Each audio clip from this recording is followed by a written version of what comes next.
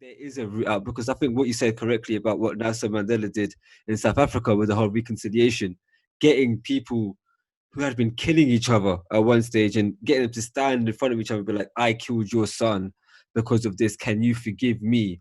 And that whole movement did bring about cohesion within the country.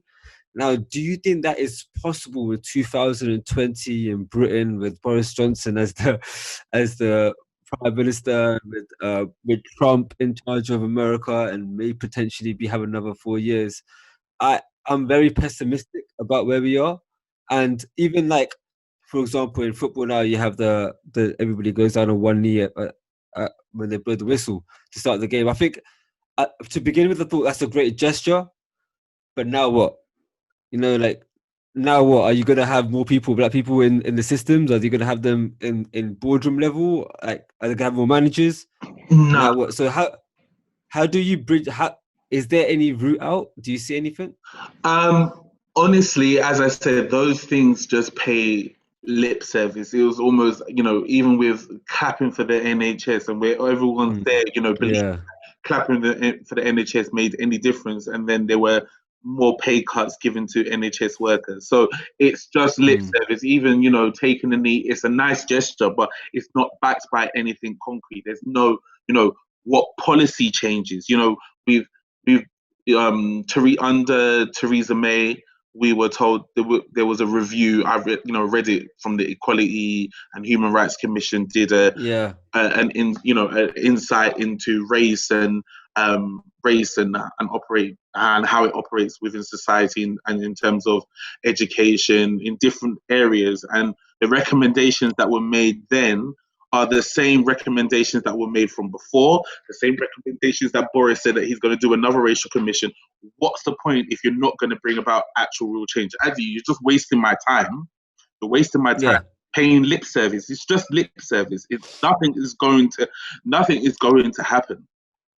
Because as I said, as I strongly feel that the whole of, let's say, even if you just take England, for example, England's survival, especially, coming out of Europe and once being, the center of commerce, the center of everything, because, we were an empire, and people need to understand what we mean by empire, and the amount of power that this small piece of land yielded in the whole world. I mean, their trade in India with, coffee or tea, and then in the Caribbean through slavery with the sugar and tobacco, and all of those things is still a large part of our economy today. It was set up to last forever.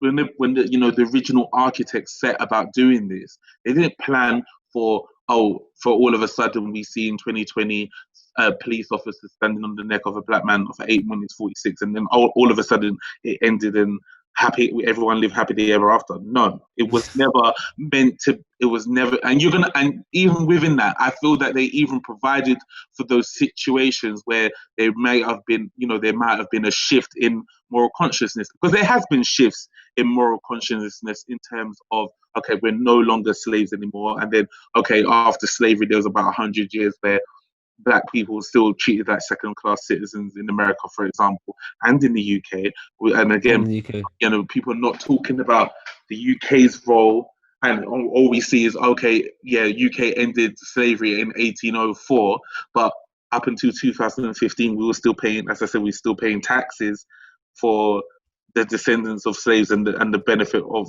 to the benefit of the slave owners' descendants. That's actually so mad, isn't it? Like, black people were actually paying for slave owners.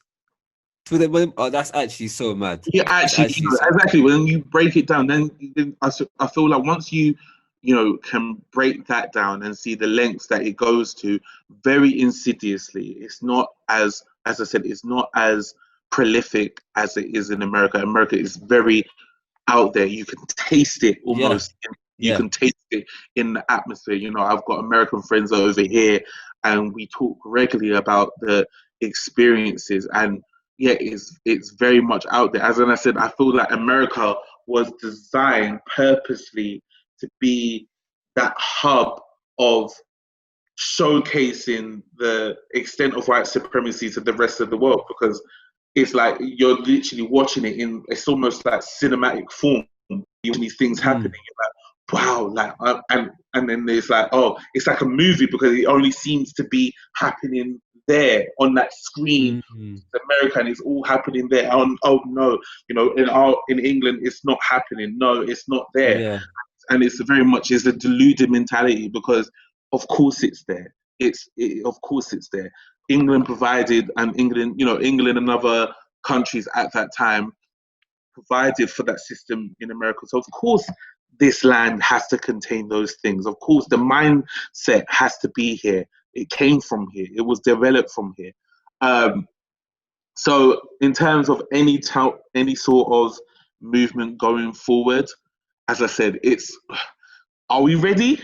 Are we really ready? Because there's questions about dismantling the whole idea of Western civilization as we know it.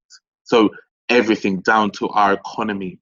Our economy is pitched on our economy. The British economy has been pitched for hundreds of years off the legacy of slavery. It's been pitched off that. So if we're really going to talk in any real sense of dismantling that, I don't think we're at the stage. I feel that the gestures that have been made are kind. I'm all for the marching. I'm all for the protesting, but we're protesting to a brick wall because nothing's going to change. And then the media have a very good way of circumventing away from the true message of Black Lives Matter, and have people saying, it's that regardless of what you think of Black Lives Matter as a political movement, let's see it as a human right.